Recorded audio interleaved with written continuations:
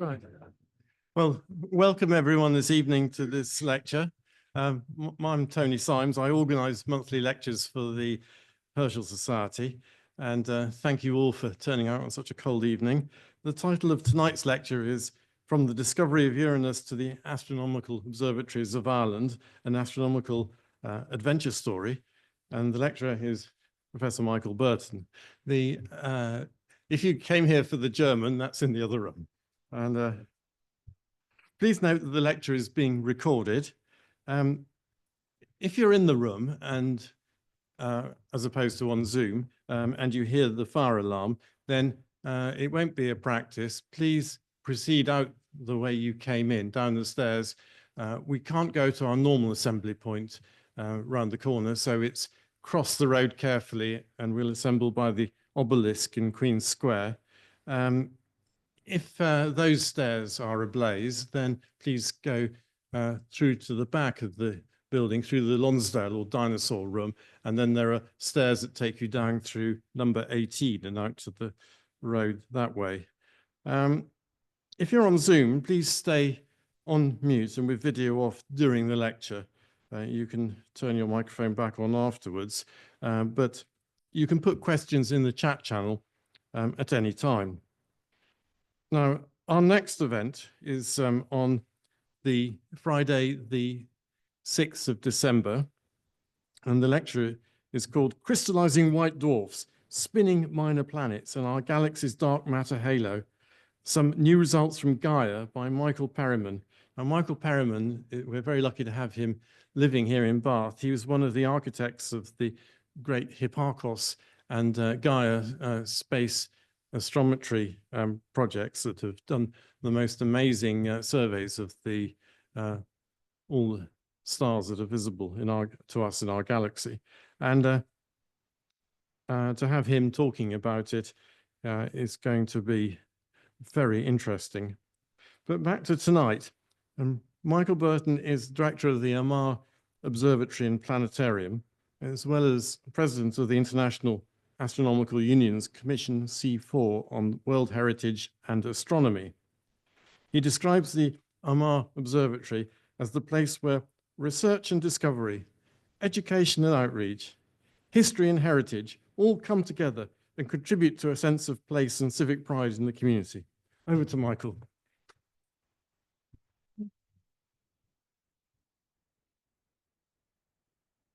Okay, thank you very much, Tony, and thank you for having me here today in Bath. It is a somewhat esoteric title, and I am going to try and explain how all these things come together. I'll just say hello to those on Zoom. I know I can't look at you and look at the audience at the same time, so the camera's here just in case you wonder what I'm doing.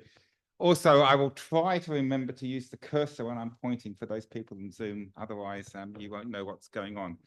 But look, the idea of this talk then is to link these three pictures together. So I don't need to introduce the audience here to the person. Of course, that's William Herschel. The place I work is Armagh Observatory, which is in Ireland. 1790, one of the oldest observatories in the world. In fact, an active observatory. My office is that one there. It's an active place. And the connection I'm going to be explaining is through the discovery of this object over here. This is not the picture that William Herschel took, of course. This is the most recent and best picture of the planet Uranus, or Uranus, depending on how you pronounce it. This is actually from the James Webb Space Telescope, an infrared view. You can see it's not just a planet, it's got rings, it's got moons. It's amazing that we can actually see this from, well, near the Earth, not quite on the Earth.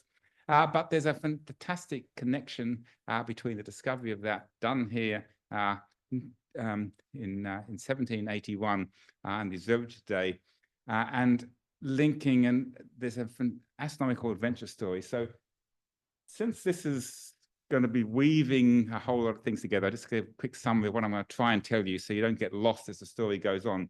I do want to explain what the direct connection to Armagh Observatory is. The founding of the observatory in Armagh does go back to essentially the discovery or the discovery of Uranus here in Bath.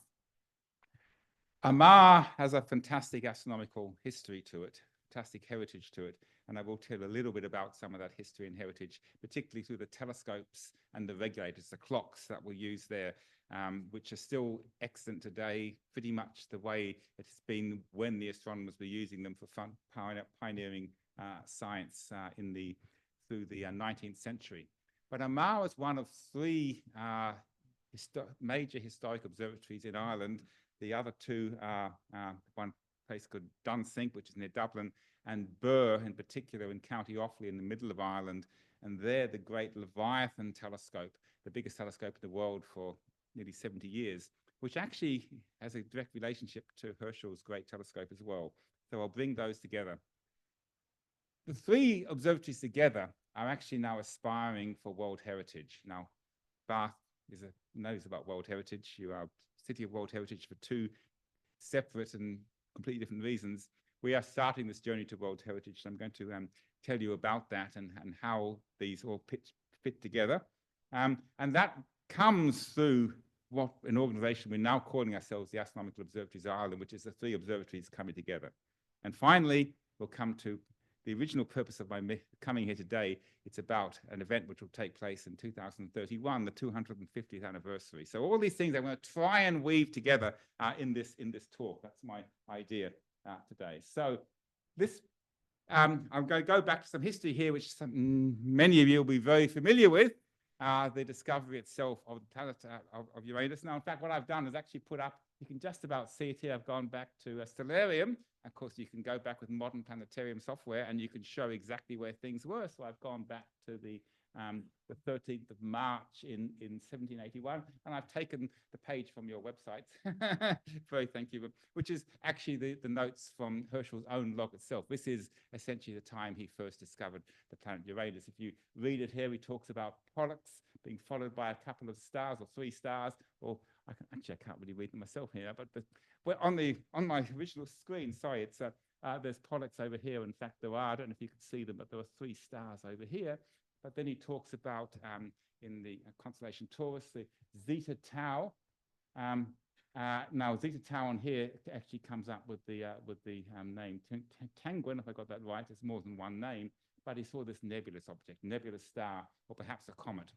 Now that actually was Uranus. Now, of course, it wasn't the one observation. There was a series of observations. The fact it started moving before we realized what the true significance was, and then in fact the realization that this was another member of our solar system, another planet.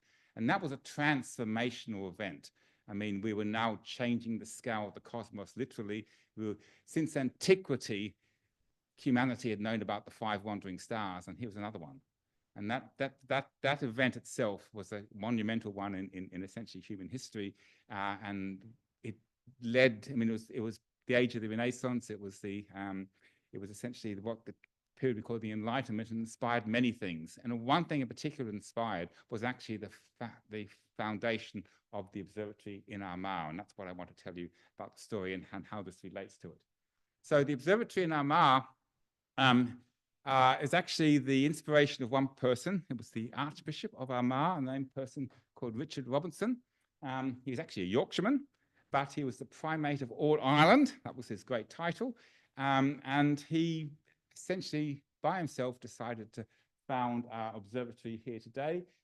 And it was actually built, or that came in 1790. He even had an active parliament. This act was the Irish Parliament, and these days Ireland had its own parliament in Dublin, and he actually had an act put together to form an observatory and a museum, that was in the title at the time, forever in the city of Armagh. That was a key part of it.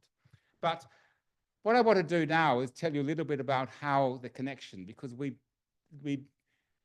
and why this link to the discovery of Uranus, because the Archbishop had essentially had a summer house here in Bath.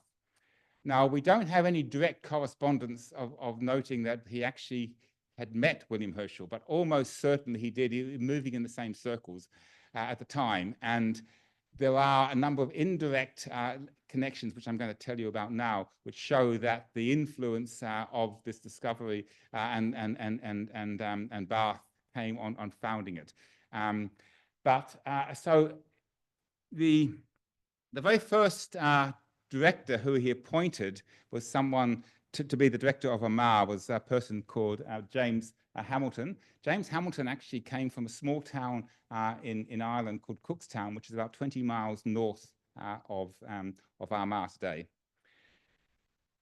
The reason he was appointed, in fact, was that Archbishop Robinson, when he decided to found his observatory, obviously needed to find someone who's going to run it. He wasn't going to do it himself. And he went and contacted the Astronomer Royal. The Astronomer Royal was Neville Maskelyne. He was in Greenwich, of course, about getting some advice about who to appoint. And Neville Maskelyne happened to know, by reputation, of essentially an amateur astronomer, the Reverend James Hamilton. The reason he knew about this was Hamilton had actually observed the transit of Mercury, which had happened, I can't remember the exact year now, I think it was the mid-1780s, a few years after Uranus discovery. But there was essentially someone who was already a self-made astronomer and a member of the clergy, which was very important at the time.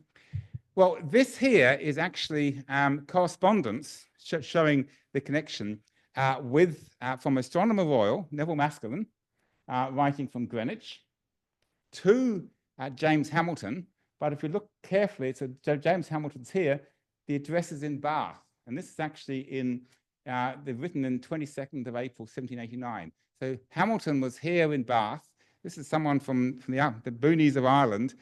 He obviously had come down here as part of the discussions and working out what was going to go on for the observatory, because this is a letter from the Astronomer Royal saying what kind of instruments a new modern observatory should have.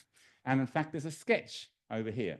And this sketch is actually essentially of the first telescope that was built. It's actually built by the Troughtons, the two brothers actually from London, and it's a new kind of telescope. It's what's called an equatorial telescope.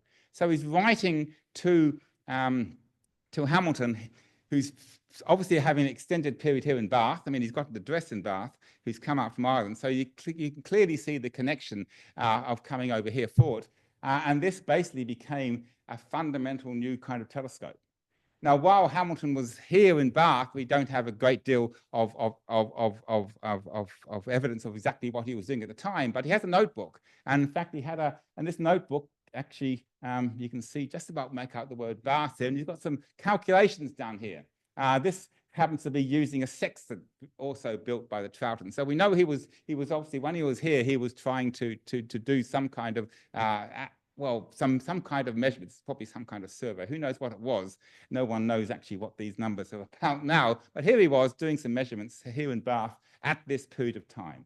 And we also know that the very first telescope we had in Armagh Observatory, and Armagh is now the longest running observatory which has been continuously in use in the whole of the British Isles. The first telescope we actually had was not the one that was built by Troughton, because that took a few years to build, actually was a telescope built by William Herschel. And in fact, this is some log pages in 1796 of some of, not the very first measurements, but some of the measurements that Hamilton was making using the Herschel 10-foot, as we called it, 10-foot being the focal length, the length of the telescope, as opposed to the size of the telescope is what we would use today. So we have this evidence for this. This one, in fact, we know was ordered in 1793 and took 2 years to deliver us. It cost us 200 guineas. That was what Herschel charges, which is a significant sum of money at the time. That I learned today that some were cheaper and some are more expensive. William Herschel was making much of his living through selling telescopes. This, in fact, these logbooks here are basically various sketches of the moon and planets. There's Mars and there's Venus in here. And so these are some of the very early observations he made. So we know there's this deep connection over here. And in fact, there's a number of other connections through the Herschels, and put Herschels in plural now, in Armagh, going through the whole of the 19th century. A particular, I'm showing you a couple in here. For instance, the instructions to use this 10-foot telescope, here they are written out over here. Who are they written out by? Not actually by William Herschel. This is actually written by Caroline Herschel. And in fact, there's a note up here by John Dreyer. John Dreyer will come into my story a little bit later, but he was a director in Armagh at the end of the 1800s, responsible for a very important bit of astronomical work but he's actually noting about this. This is Caroline Herschel's work about how to look after this telescope and mount it. And we also have a couple of other parts in Herschel items in our archives in Armagh. We actually have a mirror.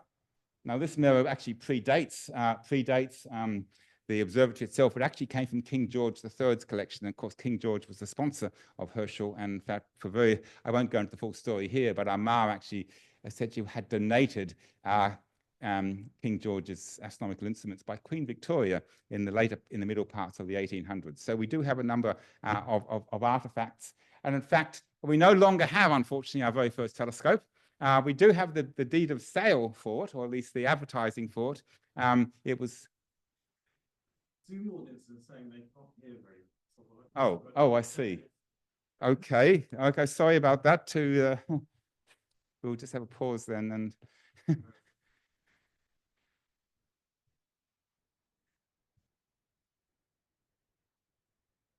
so shall I just talk, and can you?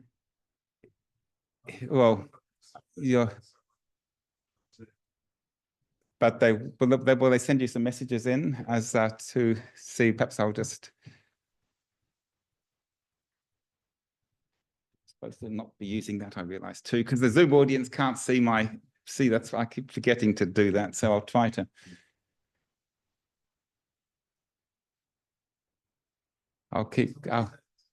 Okay, I'll just count 1, 2, 3, 4, 5. Can anyone online hear me? Hello. Anyone there?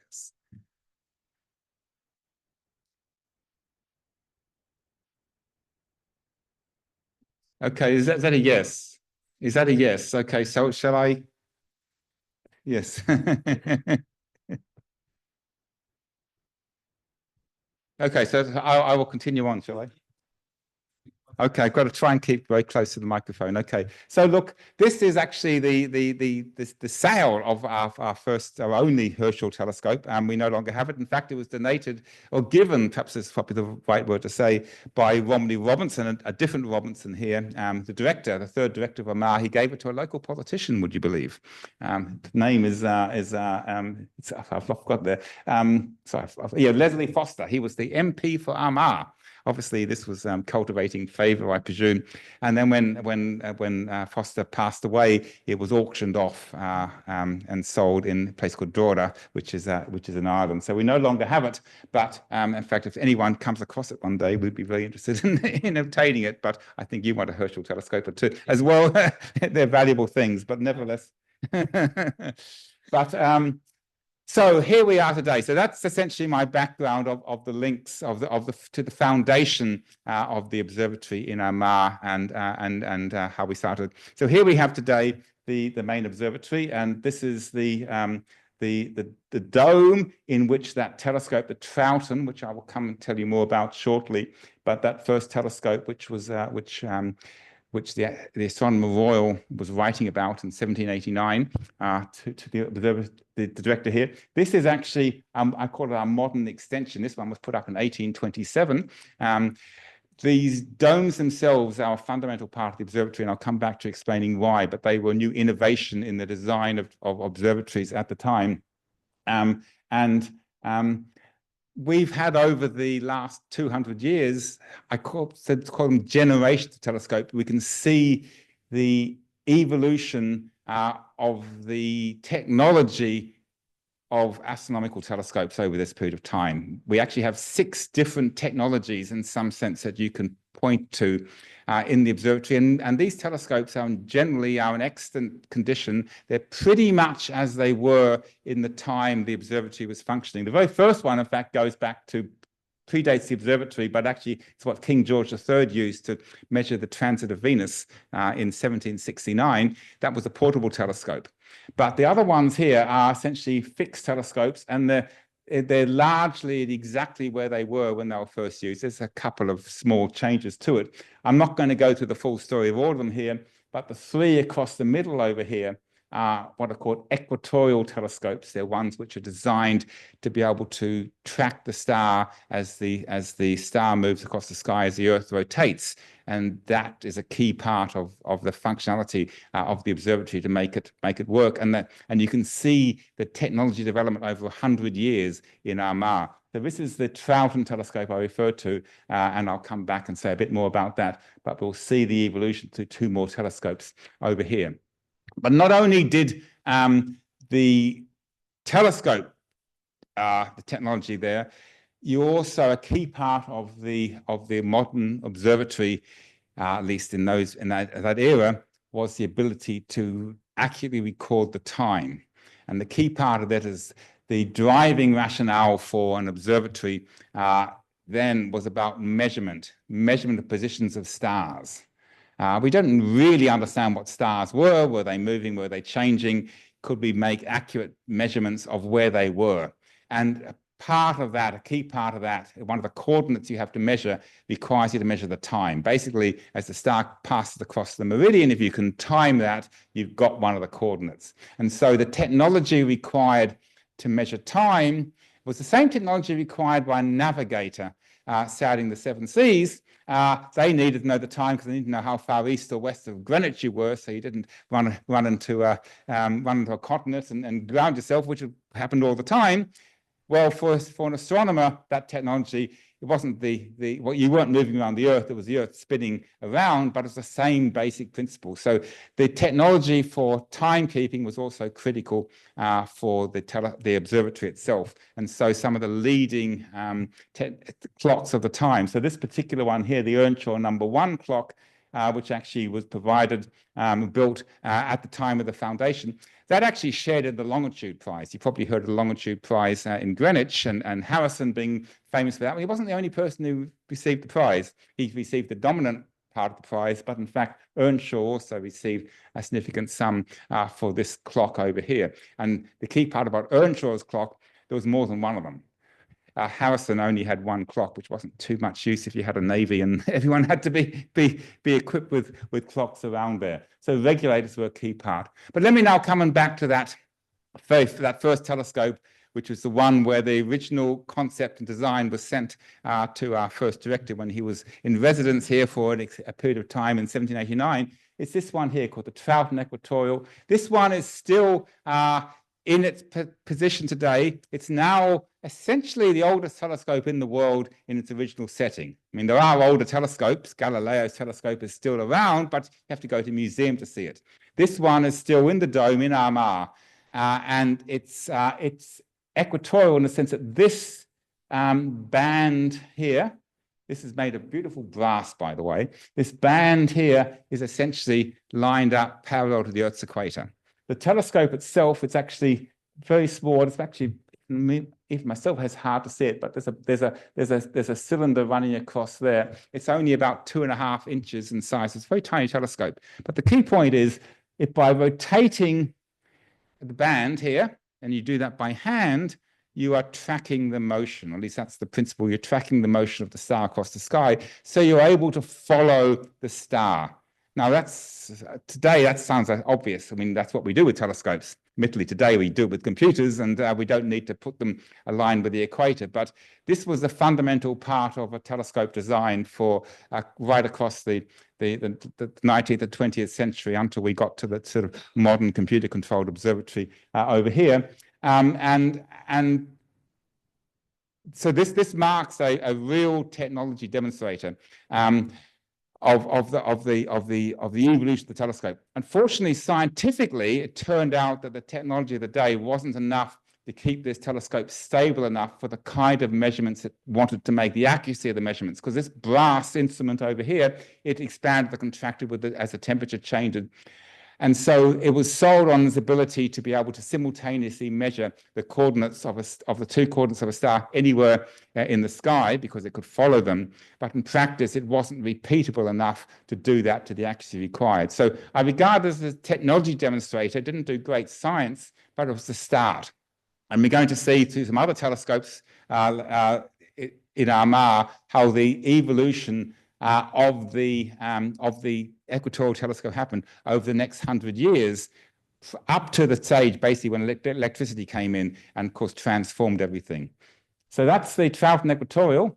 So I'm now going to expand my talk to start talking about some of the other observatories in Ireland and also the links over here. In particular, there are 3 historic observatories. So here's Armagh. This actually is a picture taken from the late 1800s, not the foundation, but that's the late 1800s. There's an observatory called Dunsink, which is actually our sister observatory. This is in Dublin, just on the edge of Dublin. It's actually 5 years older than Armagh. But the one I really want to turn to and say a lot more about is this one over here. This is a picture from the latter part of the 1800s. But the observatory itself, or particularly the principal telescope, which it's famous for, went up in 1845, and it's what's known as the Leviathan telescope. The Great Telescope actually was its formal word, but Leviathan became the name. It's this here. You can actually see it looks a bit like a cannon over here, but that's actually a telescope which had a mirror that was 6 feet, and was feet in those days, so 6 feet across, 1.8 meters we'd say today, but 6 feet over there. But in fact, it was one of a number of telescopes built and designed by one person. That was the Earl of Ross, who was essentially an aristocrat, who had his own castle. We will see that shortly. And he designed and built the world's biggest telescopes himself in Ireland. And these were inspired by Herschel's great telescope himself. So that's the story I want to do. And I want to go and particularly talk about this one. In fact, you can already see there's more than one telescope over here. So a little bit about it. You can actually go and visit Birr today. It's a fantastic place to go. The castle there. Now, you can't go into the castle unless you get an invitation from the Earl, the 7th Earl, who lives now there. His name is Brendan Parsons, and his wife, Alison, the Countess of Ross. But nevertheless, the grounds are still open, and the castle the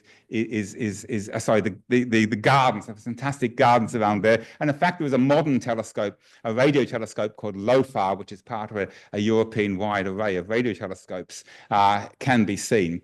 But the person that's most famous for, there's a whole family of each generation of the Parsons family were brilliant in different ways. There were engineers, there was photographers, there was horticulturalists. But the one who's most famous is the 3rd Earl, William Parsons. And I call him the great engineer, though in fact he was an astronomer, but he was the person who actually worked out how to build a telescope and a giant telescope of itself. So what he's famous for is this telescope over here. This is the Leviathan. This is a painting from that period by Henrietta Compton, but it actually illustrates all the things going on over here today. So this is the tube for a telescope, put 2 kind of huge walls or buttresses. So the telescope itself was basically pointing along the meridian. It could actually move a little bit north and south, but basically it was pointing along the meridian. But it was this huge aperture which allowed one to capture and see things which couldn't be seen before with smaller telescopes. And here it is.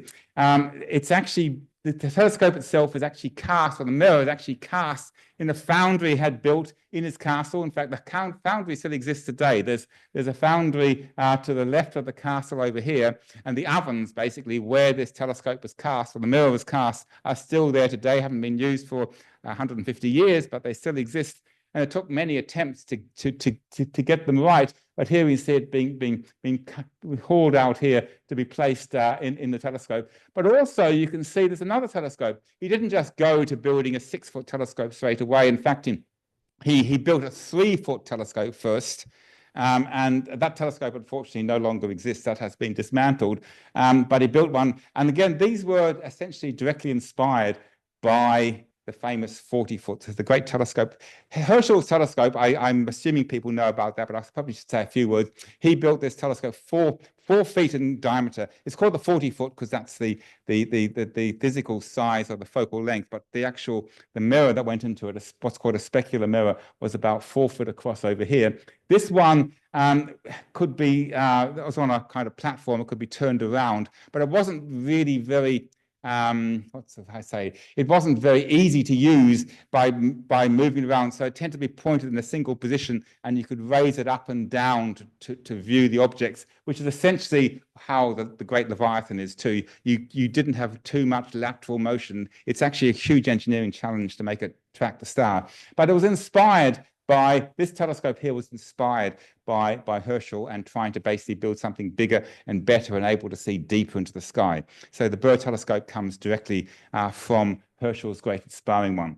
And what did it do? The reason Birr is so important is it actually opened up a new branch of science. Now, it's a long story here, and it took many years to realize the true significance of what was done, but I'll illustrate it over here. So here's the famous telescope itself, an early photographic picture. Some of the first photography, by the way, was developed at Birr. They were pioneers of photography. So we do have images here going back to the mid to late 1800s, which are some of the early days of photography. And we have this classic picture, which actually hangs up inside the castle, of the Earl of Ross going to work after a typical party, after obviously in dinner jacket and and top hat. Obviously had something there. It's obviously been a good night, but you can see the precariousness. They basically had to go up these ladders over here onto a platform, which was actually then they had a what is it called? They could rotate it and push the platform out, and so the Earl could look through, or whoever was look through an eyepiece over here. So very precarious. They were standing like 60 feet above the ground, you know, and they were looking through, and they were having to basically draw what they saw in the dark. It's incredible to think that they were doing this, but that's how this worked today. And the most famous image that came out of this was this picture over here. And I'll explain that in the next one over here. But this telescope was the world's largest telescope for an amazing 72 years, until, in fact, the Mount Wilson 100-inch was built. That's in the USA, in Southern California. But this was the largest telescope in the world, and it really opened up a new era through what is this enigma of the spiral nebulae. This is a sketch made by the Earl of Ross, and we now know what this object is, but at the time they had no idea what this was. And if I show you these pictures here, you can see what a transformation this led to. So there was a picture of this particular object. We now call it the Whirlpool Nebula, but it had a catalogue name back then of Messier 51. And it actually had been drawn by John Herschel. John Herschel was the son of William Herschel. And he was a great astronomer himself. It's a fantastic story of astronomy that John Herschel did. And this is a rather strange object, but basically you've got two kind of fuzzy balls and two rings, or sort of concentric rings, but it's not really clear what this is. So this was using the telescopes, I think it was the 20-foot, I think it was, wasn't it? Not the 40, yeah, 20-foot telescope. But this is the transformation going from here to here, this sketch that the Earl of Ross made. And how good it was can be seen by the modern image over here. And you can see this, I mean, basically he's captured this spiral structure. And you've got to imagine how difficult it was to do, but it shows what the increased aperture did. And it basically shows this spiral structure. Now, they had no idea what this was, and this sparked a tremendous debate about the nature of it. In fact, he was working, the Earl of Ross, in fact, quite closely with Romney Robinson. Romney Robinson was the third director of Armagh. He essentially was the astronomer driving the astronomy program, and the Earl of Ross was essentially the engineer building the telescope. And they were choosing the objects between them to go and study. And the debate that came on here, were we seeing the words, if you look in their correspondence, mystery chevaliers, or were they vast congeries of stars? They're basically trying to understand and debate what they were. Romney Robinson, my predecessor in Armagh, actually was convinced he was resolving stars out here and said that they were congeries of stars. We now know that couldn't possibly have been the case. These are what we now call galaxies, cities of stars. That wasn't understood for another 70 or so years, actually in the 1920s, and actually took the new telescopes in America, the Mount Wilson telescope, before it was appreciated how far away these were, and therefore how impossible it was to actually see individual stars in there. And the fact that misty chevaliers would have been a much more appropriate description. In fact, the answer is they are full of stars. They're galaxies, which are cities of stars, but there's absolutely no way they could have been able to resolve that with the capability at the time. But this essentially was sparking a debate which ultimately changed astronomy. It's the understanding of galaxies, island universes, so to speak, collections of stars. Once it was understood what they were, we were forever expanding our size, the concept of the scale of the cosmos itself. We weren't a single island universe, a single galaxy. There's a vast universe of galaxies, and that's now central to the study of modern astronomy and things like the James Webb telescope you're looking today.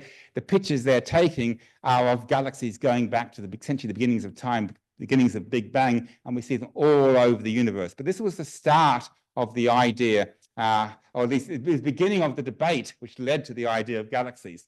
But it also ties in back to some work done later that century in Armagh in producing a catalogue of objects which allowed the astronomers to study these objects once they started appreciating what they were. So what I'm showing you now is another one of the telescopes in Armagh. This one actually comes from the end of the 19th century. It's actually the development of this equatorial telescope 100 years later. And this is one which, it's before electricity. It runs essentially by a weight falling down, which turns some gears, and it rotates around there, around the equatorial axis. But it allowed the director of Armagh, Dreyer, who we've seen, he's the person who wrote that note about Caroline Herschel, to produce a catalogue called, which we now know as a new general catalogue of nebulae and clusters of stars. And this was actually a successor to a catalogue that had been produced by John Herschel. This is William Herschel's son, called the General Catalogue. In fact, you can actually see up here the acknowledgement in the opening page to John Herschel's great catalogue. Where the new general catalogue proved to be superior was that the positions that are able to measure for the objects in there essentially turned out to be correct. Herschel's catalogue, it was much harder. The telescopes he had there couldn't really get accurate positions. And so it was very hard for someone else, another astronomer, to come and use that catalogue to find the same object. So it just didn't have the technology they required to put the accuracy down required.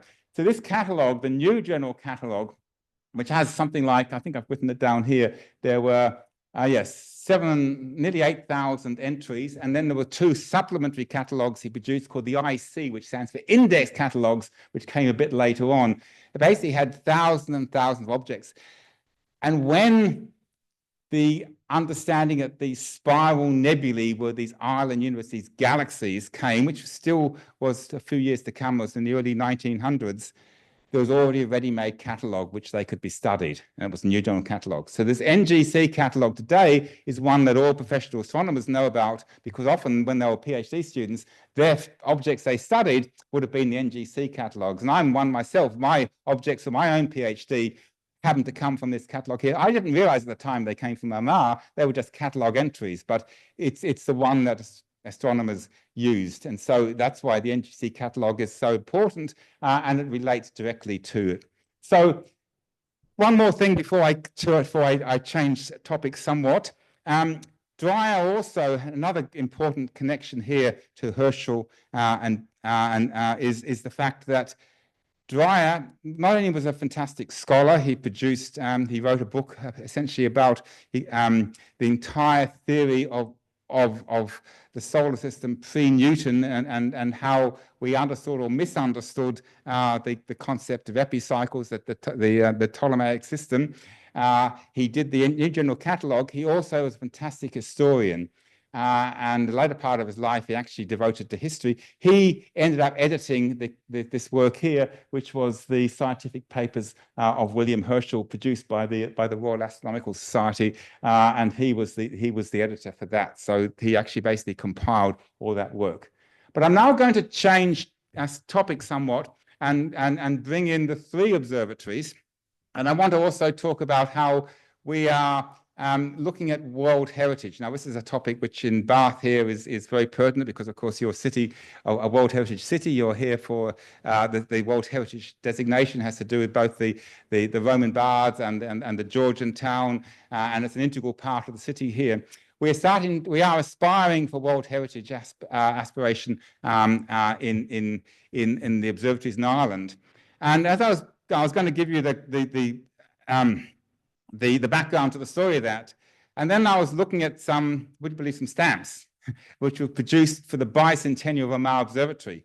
And in fact, they actually tell the story of World Heritage in a way which I hadn't realized. So I'm going to first of all go through a series of stamps and see where that leads before coming to the story. So these basically are 4 stamps produced by the Post Office in 1990. They were made as Armagh was coming to its bicentennial in 1990. In fact, one of the advisors for this was actually Patrick Moore. Patrick Moore was actually the first director of our planetarium in Armagh.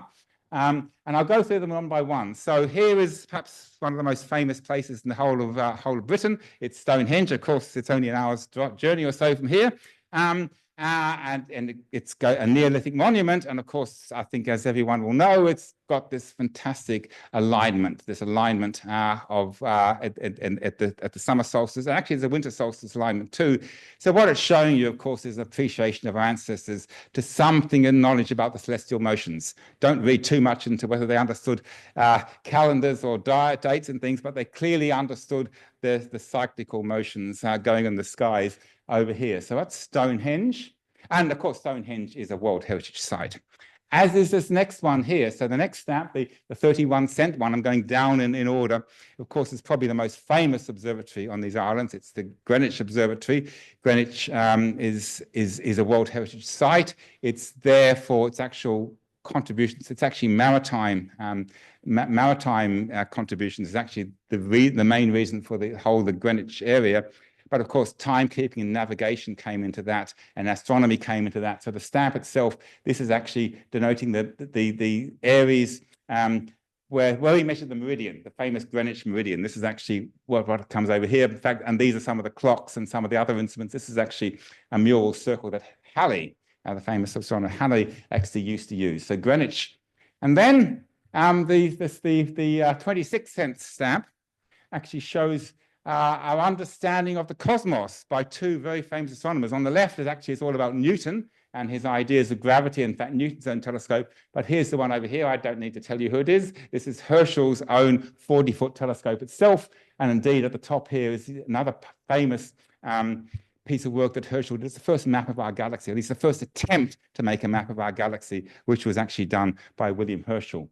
And then the 22-cent stamp was actually the one that had Armagh on and was celebrating the bicentennial of Armagh. But there's 2 other things on this image which are actually very pertinent to this story over here. On the left is a radio telescope, but this is the famous Jodrell Bank radio telescope, which has actually only recently been given World Heritage status. And I'm going to come back to explaining why, but it's essentially the story of radio astronomy over here. And then we have a modern telescope. It's a modern telescope in 1990, just been built at this point here. And this is named after William Herschel. This is the William Herschel telescope, which is a 4-meter, I think it's 4.2-meter telescope, optical telescope, actually in La Palma, in the Canary Islands, had just recently been commissioned. So there's a direct synergy over here to those. So that kind of outlines the story I'm going to do now when I'm talking about our aspirations towards World Heritage in these telescopes in Ireland, how they're linked all to the heritage of astronomy that Herschel started. So there are 3 these are modern pictures of the 3 observatories. So here's Dunsink in Dublin, our observatory in Armagh, and Birr and the famous Leviathan telescope, and you can see where they're spread across the island of Ireland. So let me give a little bit of background about World Heritage. World Heritage is it's something which is the gift of UNESCO, the United Nations Educational and Scientific and Cultural Organization, and they define what heritage is or what world heritage is. It's not just any kind of heritage. There's particular aspects to it. And I'll just read out the words here. Heritage is our legacy from the past. It's what we live with today, what we pass on to future generations. Our cultural and natural heritage are both irreplaceable sources of life and inspiration. It then goes on to say, what makes the concept of world heritage exceptional is its universal application.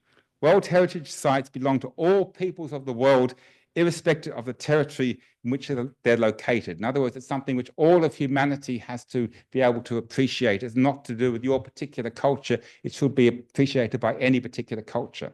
And then it has in one sentence how you decide what World Heritage is.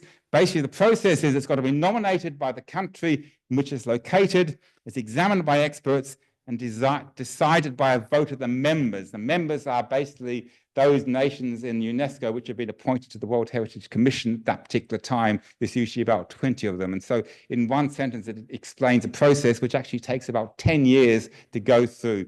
And that's the process we've embarked upon now. And essentially what you have to do is you have to demonstrate these particular attributes. There's something called outstanding universal value. And I'm going to go through what they are on the next slide, but you have to have outstanding universal value. You can meet this through either what are called cultural criteria or natural criteria. Natural criteria are essentially geological type things. They're not applicable to astronomy per se. The cultural ones are things to do with what humans have done. And there were 6 of those. You only actually have to meet one of these criteria to meet it, but you have to definitely do that. But there's more to it than just meeting these criteria.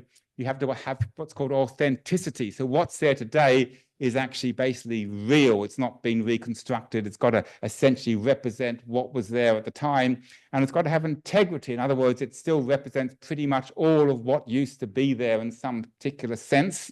I'm being vague here deliberately because it's impossible to define these things too accurately. But you can't have just a couple of fragments. You've got to have something which someone could recognize as representing what that site might be. And then you have to look after it. And that's where the final bit comes in, management and protection, which is probably going to be the major part of any application going in there. How are you going to look after it? How are you going to protect it for future generations? Now, there are many World Heritage sites around the world. Possibly there are too many because, in fact, the early days of World Heritage, there wasn't the kind of rigor that's now involved in the process. And many sites got up, particularly in Italy, if you're... No Italians here, apologies there, but a lot of churches in Italy got World Heritage status in the early days. We probably wouldn't give some of them that status today because it went too quickly. Nowadays, it really is quite a stringent process, and it's getting harder and harder because realize that having World Heritage, you've got to look after it. And actually, that takes a lot of work, and it's just not going to happen unless everything is in place. So let me go through now, though, what are some of the criteria. These are the cultural criteria. I've actually only listed 5 of the 6. The 5 I've listed are ones which actually have been claimed by sites which do have some astronomical connection, which have already got it. I'm not going to read out the whole things there, but I'll mention number 2, number 4, and number 6, because they're actually going to be relevant to what I want to talk about for observatories. Number 2 has to do with an interchange of human values which to do with development and architecture or technology. So basically spectacular buildings in some particular sense, or the technologies that go with them. Number 4 is an outstanding type of building that has a technological ensemble with significant stages in human history. And number 6 are associated tangibly, directly with ideas of outstanding universal significance. Now, this one I've actually put in brackets because this is actually what's called an intangible one, in the sense that ideas are not something you can pick up or point to. And by itself, intangible ideas can't be World Heritage, but they can support other aspects. So if you've got some of these ones here, and you can also point to the intangible one, the ideas that they generated, that strengthens your case. And these are all going to come together in the story I want to tell you. So I'm going to run through some of the sites. Most of these actually you probably know about. You might not realize it's got World Heritage. Just some of the, only a handful of the 1,200 sites around the world. Before Stonehenge, of course, I'm sure everyone here knows well about, but it's the alignment of the Stonehenge Avenue and the stone circle on both. There's the midsummer sunrise and the midwinter solstice. There's a similar site in Ireland. Actually, it's a little bit older. Most people don't realize that. It's called Brúnaboinne. It's called New Grange. It's a Neolithic passage tomb. It's well over 5,000 years old. And there's an entrance way here, but there's this roof box at the top, which was only discovered about, when was it, 100 years ago? I forget the exact time. It had been covered up. And it turns out that through this roof box, on the rising of the sun on the midwinter solstice, the sun shines directly down that passageway and lights up essentially the cavern at the back and lights up the where there's essentially some ceremonial what do you call it, trays where presumably there was associated with funeral rites and burial rites. So it's on that one specific day, it shines down this one here, this Neolithic passage tomb. So those are two, I guess you call those the archaeoastronomy. And a lot of but many World Heritage Sites are associated with archaeoastronomy. And it turns out that basically every culture in the world seems to have this. And it's not just unique to what we have here in Europe, South America, Asia, Australia. There are sites which are associated, which shows the human awareness of the natural cycles, essentially of the sun, at least around it, and the stars. So it's a key part. Greenwich, I've already mentioned Greenwich, but Greenwich is World Heritage. It's maritime Greenwich is actually what the listing is about. And the Royal Observatory is one part of it, but in fact it's much wider. It's all got to do essentially with I guess it's British maritime history and how Greenwich was so important for that, and navigation, and how, of course, it led in some sense to the empire. For better or for worse, it led to the empire, because navigation, the ability to go around the world and find out and know where you were, it's critical if you're going to look after an empire. So scientific endeavor of the highest quality, the development of navigation and astronomy, the Royal Observatory, leading to the establishment of the Greenwich Meridian and Greenwich Mean Time. That's actually just one part of the full listing, but it's associated with astronomy. And of course, it's to do with his Flamstead House. And the astronomy of the day, which is actually very different to the astronomy today. You'll see they're basically looking out through the windows, or opening the windows up. So it's not the modern observatory, which we're going to come to shortly. The one that actually is particularly, to me, particularly interesting, and actually what got me thinking about World Heritage was when I learnt of the inscription of Jodrell Bank, which actually happened, gosh, it's 2019, it's 5 years ago today. So you're probably all aware of what Jodrell Bank is. If not, anyway, it's a radio astronomy site near Manchester in Cheshire. And it's got this famous, of course, for the famous Jodrell Bank dish antenna over here, which sort of measured the Sputnik signal. That's actually why it became famous. But in fact, what got Jodrell Bank World Heritage was not that or that alone. It's the fact that you can see the development of the subject of radio astronomy through buildings and the equipment which is left in what's called the green. Around this area over here, these buildings, not particularly architecturally significant, but scientifically, they're significant because that's where the development of the subject of the discipline could be seen and can be seen today. Essentially, all the stuff that the scientists used in developing the field itself are still there, or at least enough of it you can trace it.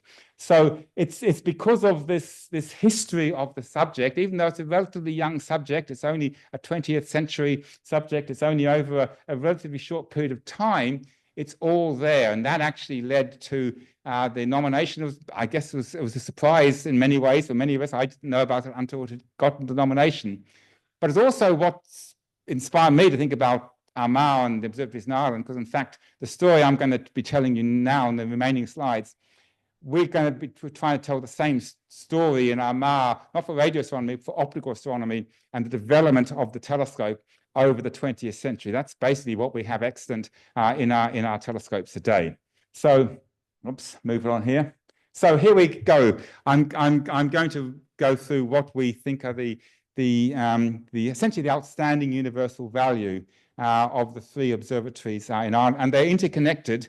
They fed off each other, and as they fed off the inspiration initially coming from Herschel itself.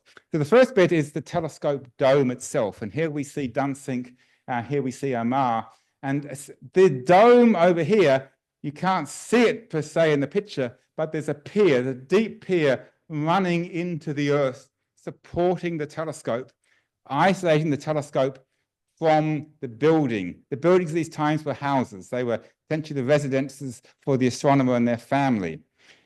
This was the start of building an observatory around the needs of the science to be performed. You saw the picture of Greenwich earlier on. that was just a building where they opened the windows and pointed out. Occasionally they would take things to the roof, but the roof hadn't been designed with any particular thought about the scientific needs. It was essentially a roof, and it wasn't necessarily a good platform. So this is the beginnings of considering the needs of the science around the designs itself. And that's essentially evident by the rotating dome isolating the telescope from the buildings themselves. Then, and this is the second of the, that was criteria 4. Second criteria has to do with the development of the technology. And you can see the evolution in the technology of the equatorial telescope. So actually 4 telescopes, which are still extant today in the 2 observatories here. This is now Dunsink and Armagh.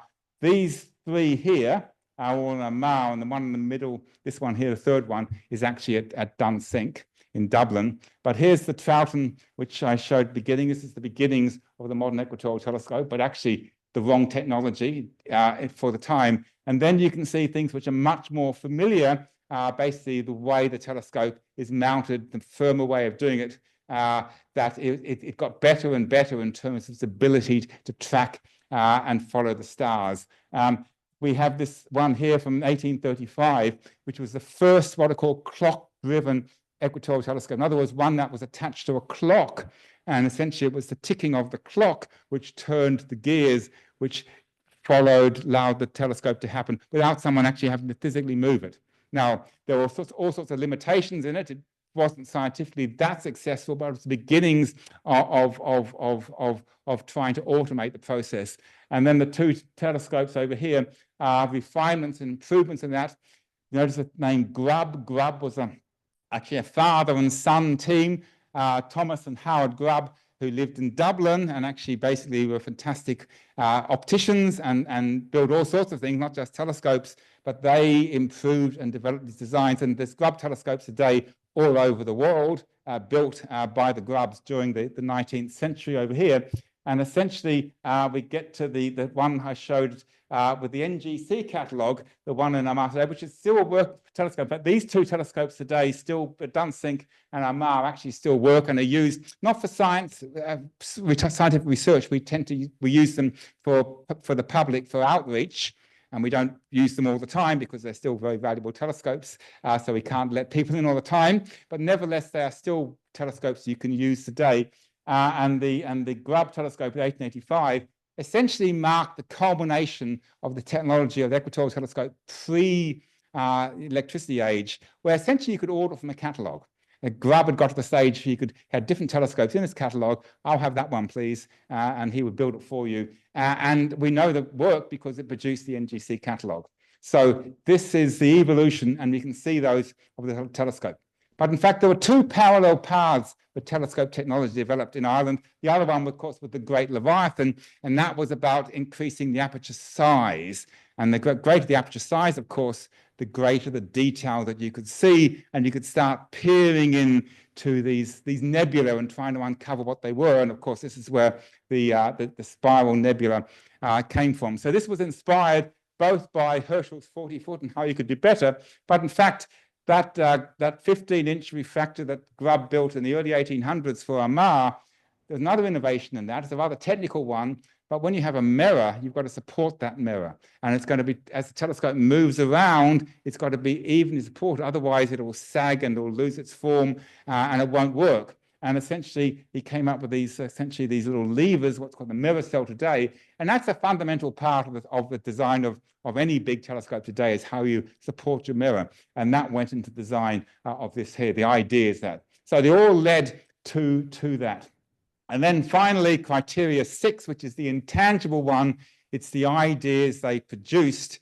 And essentially, the Great Leviathan uncovered the enigma of the spiral nebulae, changing our concept of the cosmos from whatever this was to something more perplexed and unknowable, until the concept of galaxies came by. And when that happened, then the NGC catalogue was there already. a ready-made catalogue of objects to study, and that's essentially what became one of the bedrocks of modern astronomy. We had this catalogue, and so every modern astronomer today has usually got their NGC. At least I have got my NGC. The current students will be looking at things with postcodes in there, much more complex ones, because they're looking at much fainter things, but certainly my generation are using it that.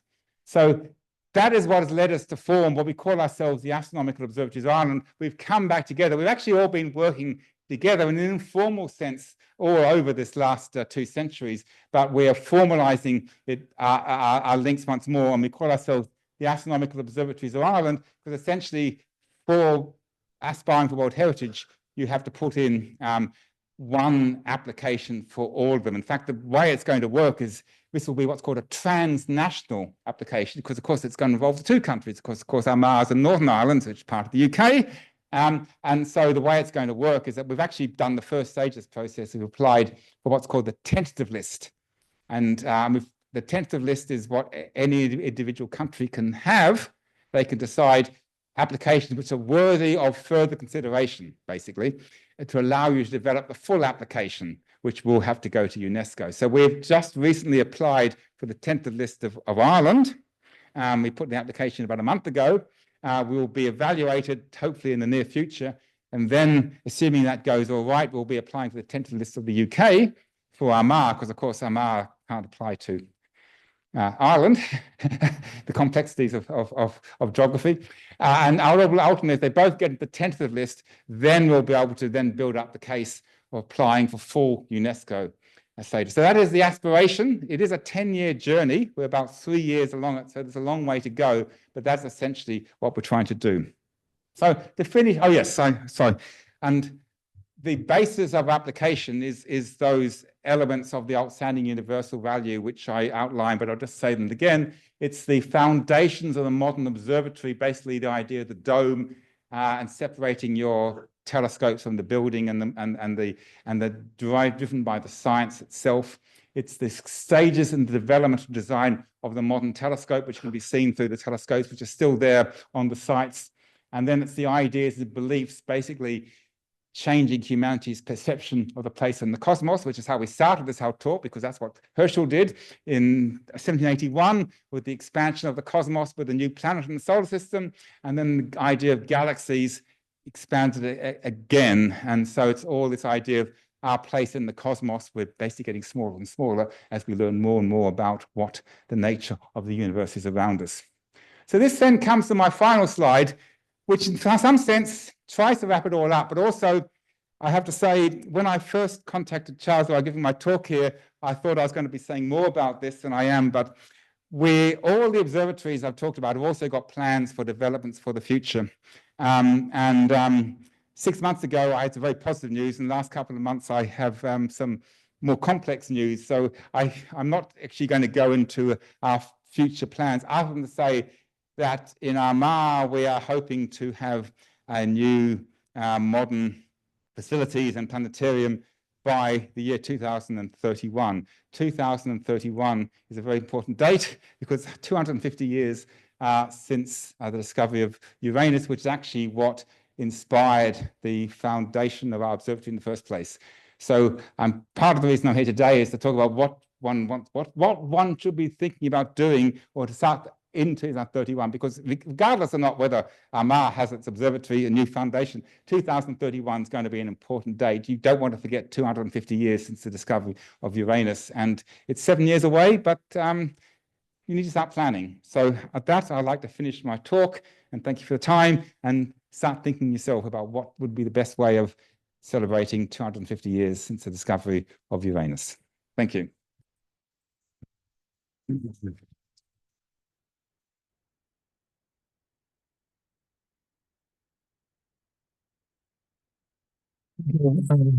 If you had to convince, if I was the person you had to convince, I would be convinced. But so I hope it goes well with the UNESCO. Are there any questions? I'll look for questions in the room to start with, and then questions online in the chat channel after that.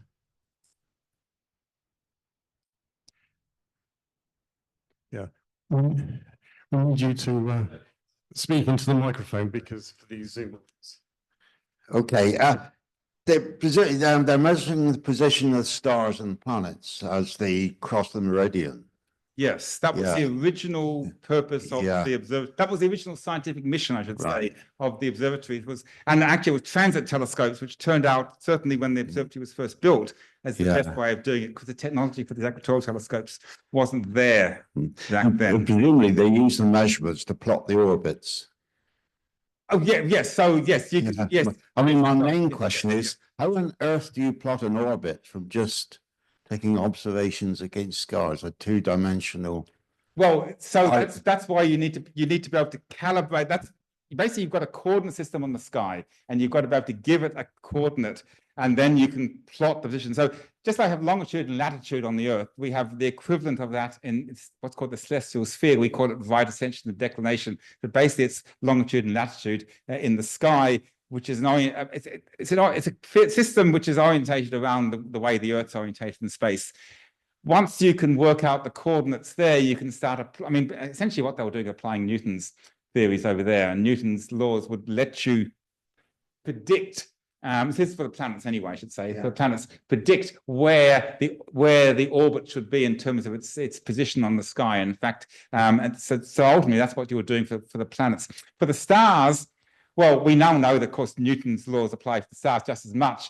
But at that stage, there were more, are the stars even moving? Are they changing? And things like double stars and things came in too, where you could actually start to see motions relative to one another.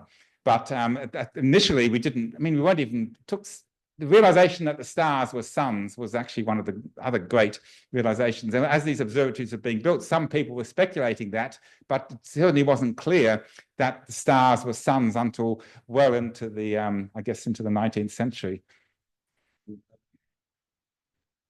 Anyone else?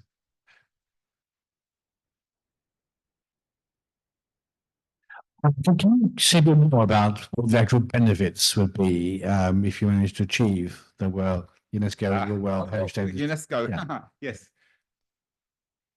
The simplest one is we seem to have to preserve these observatories for future generations. I mean, one thing I realize is trying to run an observatory is how many pressures come on you. I mean, my institution, where I'm funded to do research and I'm funded to do education, I'm not funded to look after the telescopes. How am I going to keep these telescopes and preserve them for future generations? Well, World Heritage just doesn't come with any money. But if you do get World Heritage status, you certainly have a powerful argument for going to funding authorities to look after and preserve and take them for the future generations. So it's driven as much by anything else as the fact that we need to preserve these for the future, and World Heritage is essentially, in some sense, a tool to help us do so. Right.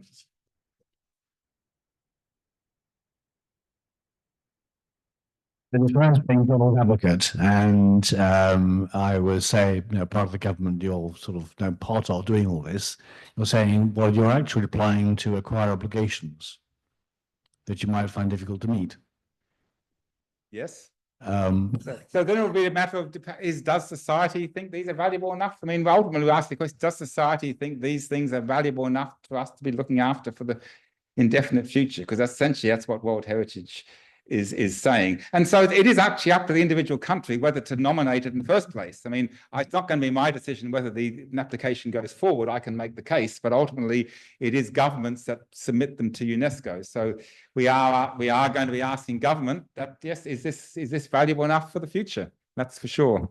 And we hope that they say yes. Over the years from 1790, what would you say the main contribution or main programs that Armagh Observatory has contributed majorly to? So the NGC is what I guess it's easiest to point to in terms of a single output, because NGC Catalogue is used by astronomers the world over. Very few know it comes from Armagh. That is for sure. I didn't know it came from Armagh when I was a student. Armagh first became noted for scientific contributions in the middle part of the of the 19th century when there's a catalogue called The Places of 5,345 Stars, produced by one of the directors. And that was an early accurate star catalogue. It's been well superseded since then. So through the 19th century, it was positional measurements. Through the 20th century, it's been much more case of we're like a well, today we're more like a small university department. I have half a dozen astronomers all doing research in their own fields, some are on stars, some are on the solar system, some are extragalactic, and where our contributions are more like the varied contributions of any university group. Probably the most famous astronomer, though, in coming through Armagh was Ernst Opek, and Opek did everything. You will know what Opek did, but Opek, he did asteroids. He did. He was a person who predicted craters on Mars. He predicted the existence of a belt of comets. He came up with the idea, the equation of state for, I think it was the white dwarf. He even had an early estimate of the distance to Andromeda Galaxy pre-Hubble. So in terms of one particular person, Ernst Opek, who I should explain, who was a refugee from Estonia after World War II, but did half of his academic life, half his career based in Armagh itself. But today the short story is we're like a small university department. We're not a university, but all our students, and we have PhD students, are enrolled at the local university generally. That's how we contribute to science today.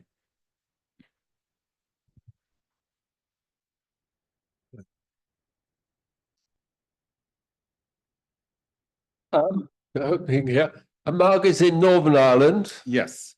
The others are in Southern Ireland. Mm-hmm.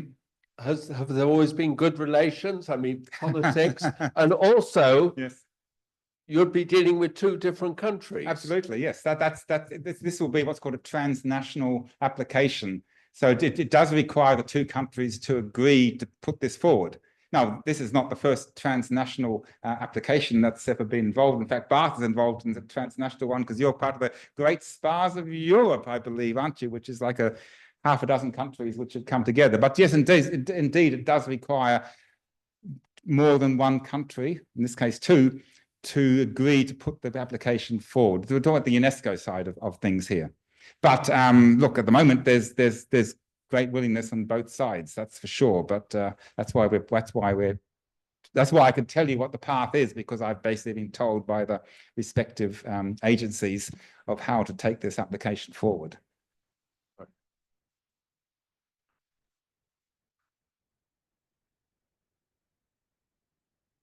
Right, I don't have any questions online, just a comment that how excellent and informative the talk has been.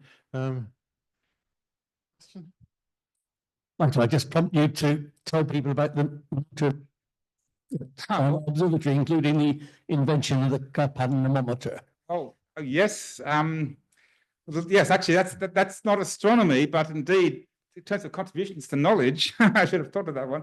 Armagh's been measuring the weather every single day since 1795. It's the longest continuous meteorological record in the whole of the British Isles. Since 1838, we've been measuring max and minimum temperature, for instance, and you can clearly see the effects of climate change in the daily weather record from Armagh. So while we're not a meteorology site, we have this amazing weather record, which is important for contributing to the most pressing problems of today. I also use actually measuring the weather as an important training tool for my PhD students today. The increasing sophistication of modern observatories means that often you just don't need to go to telescopes anymore. You can just type in the computer, send off a command file, and the data comes back to you. Very efficient, but not very good for actually teaching you about how a telescope works and how you measure, how you get data. So actually, I use the weather as training. So in fact, I require all our new PhD students in Armagh to become what I call level 1 accredited weather observers. I basically give them a short training, and they have to be able to make the daily weather measurements and actually successfully do it. And that's basic data taking skills. And so yes, we use this in our training today. But weather is something else we want to. In fact, we have 2 weather stations in Armagh today. You probably didn't know that. We have an automated one and a manual one, and we continue to do that. 9 o'clock every day, someone's out measuring the weather. Right. Any more questions?